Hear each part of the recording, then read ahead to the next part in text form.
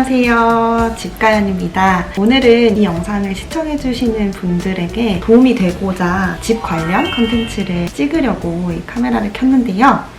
집 매매부터 인테리어에 대한 이야기를 해보려고 합니다.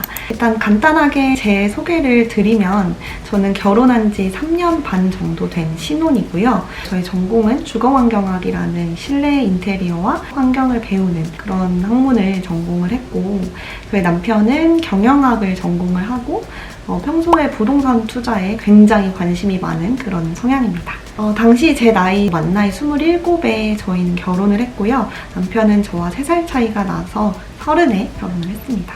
남편이 지금의 직장을 들어가자마자 좋은 사수분을 만나서 이제 그분에게 처음으로 부동산 투자에 대해 설명을 들었다고 해요. 그래서 그 당시에 19년도인가 20년도였는데 이제 집을 사게 되었는데요.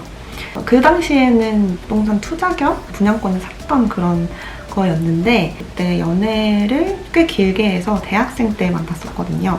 그래서 대학생 때부터 한 4, 5년 정도 만나다 보니 그럼 그냥 결혼을 하고 그 집을 신혼집으로 살자라고 해서 첫 신혼집이 되었습니다.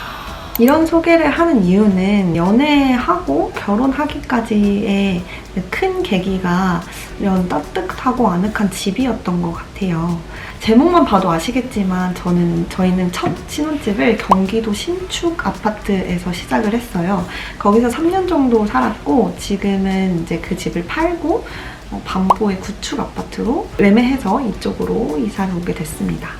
첫 신혼집은 앞서 말씀드린 것처럼 분양권을 사서 이제 들어왔기 때문에 아파트를 짓고 있을 때부터 봐왔던 그런 곳이었어요. 그래서 진짜 완전 신축을 경험을 했던 신혼집이었고, 지금의 아파트는 저와 비슷한 나이에 30년 이상 된 집입니다. 당연히 반포 신축이라면 더 좋았겠지만 현실적으로는 이제 이쪽으로 올 수 있는 기회다라고 생각을 해서 바로 이사를 오게 된 케이스입니다.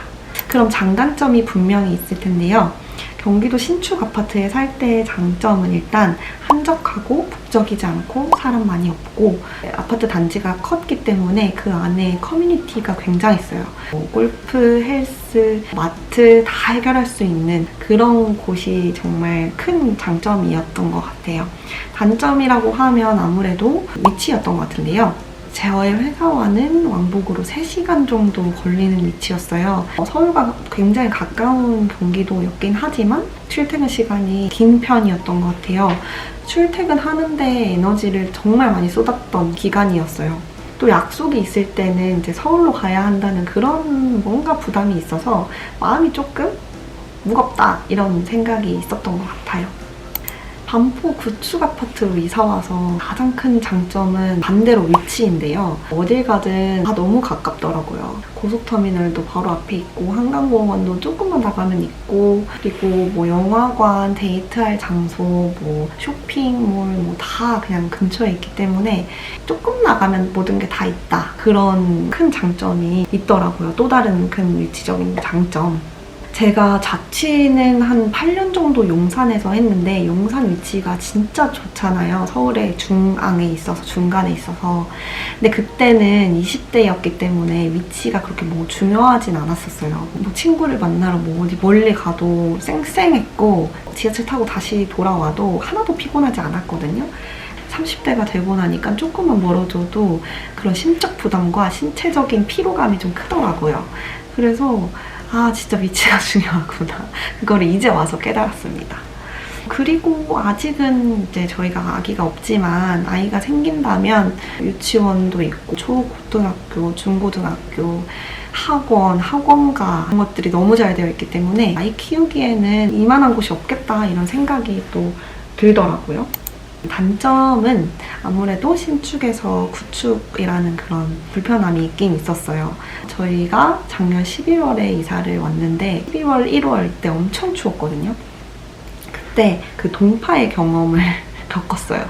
세탁기를 돌렸는데 삐삐삐 소리가 나면서 갑자기 돌아가던 세탁기가 멈추더니 물이 막 고여있는 거예요. 안 돌아가는 거예요. 그래서 동파구나. 내 남편이 막 동파 해결 방법 이런 거 검색해서 바로 해결했던 그런 경험이 있는데, 이사하고 오자마자 막 그런 거를 겪으니까 이제 그때 느꼈죠. 아, 신축에서는 그런 불편함들은 진짜 없었는데 이런 게 좀 있구나. 그런 것들이 좀 깨달았고, 이사 온 곳이 같은 5구 타입이에요. 20평대인데 신축 때는 5구 타입은 아시겠지만 방 3, 화 2 이거든요. 방 3개, 화장실 2개. 진짜 넉넉하게 지냈어요. 수납 공간도 진짜 잘 되어 있고, 그 냉장고 양옆에 다 수납 공간이 있잖아요. 팬트리는 없었는데 다용도 공간과 베란다가 안방 쪽에 따로 빠져 있어서 짐이 밖에 나온 적이 없거든요. 그리고 방 하나는 안방, 그리고 방 하나는 드레스룸, 그리고 하나는 서재 겸 이제 옷방, 이렇게 해도 넉넉한 그런 곳이었거든요. 이제 와서 보니 아무래도 구축이다 보니까 베란다가 커요. 방 2개, 화장실 하나, 이렇게 방 하나, 화장실 하나씩 줄은 그런 평면도예요. 그러다 보니까 원래 있던 짐을 줄여야 되잖아요. 방 하나는 안방 그대로, 방 하나는 드레스룸으로 꾸역꾸역 넣어서 생활을 하고 있고, 그 대신 많이 버렸죠. 진짜 3년 동안 살아오면서 입는 옷들, 안 사용하는 그런 물건들 당근 다 하고, 그래서 이렇게 방 2개로 줄일 수 있었던 것 같아요.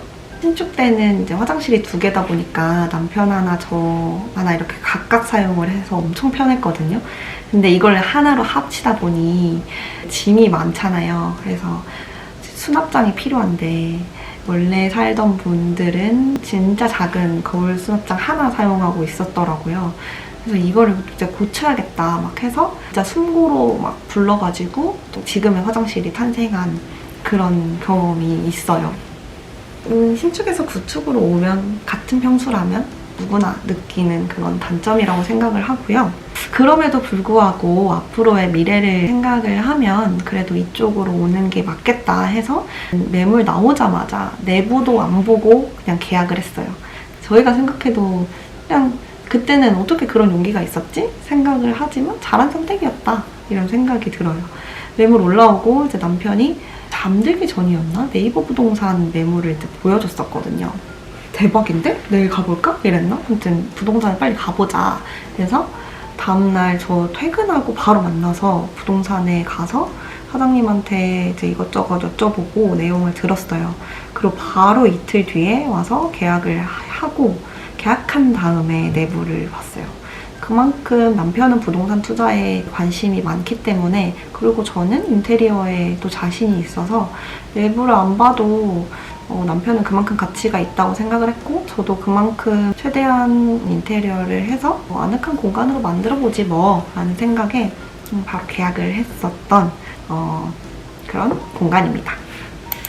그래서 이번 영상은 신축에서 구축으로 이사 온 계기, 그리고 장단점, 그리고 저와 남편의 간단한 소개를 드렸는데요. 다음 영상부터는 이 집을 어떻게 꾸몄는지 소개를 드리려고 합니다. 집을 가성비로 꾸몄다고 말씀드렸는데, 구축이다 보니 리모델링 사업이 이슈가 있었어요. 리모델링이 될 공간이기 때문에 어차피 없어질 집, 부셔질 집, 최대한 우리 불편함 없이 따뜻한 공간으로 한번 만들어보자 이 생각에 거의 인테리어 다 해서 500만 원 정도 들었는데요.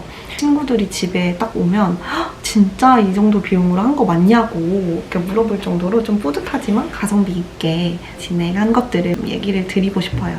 방문, 벽, 천장, 현관, 그리고 주방, 상부장, 하부장, 도어 뭐 이런 것들을 다 페인팅 시공을 했는데, 컬러를 직접 하나하나 제가 팬톤이나 페인트 업체 컬러들 다 보고 컬러집 보고 다 선택해서 시공을 부탁했거든요. 그것도 말씀드리고 싶고, 화장실도 아까 잠깐 소개드렸던 진짜 난장판이었던 곳을 깔끔하고 어떤 것들을 바꾸면 효과가 더 큰지 그런 것들을 설명을 드리고 싶고요. 화장실도 한 6, 70만 원에 끝냈거든요.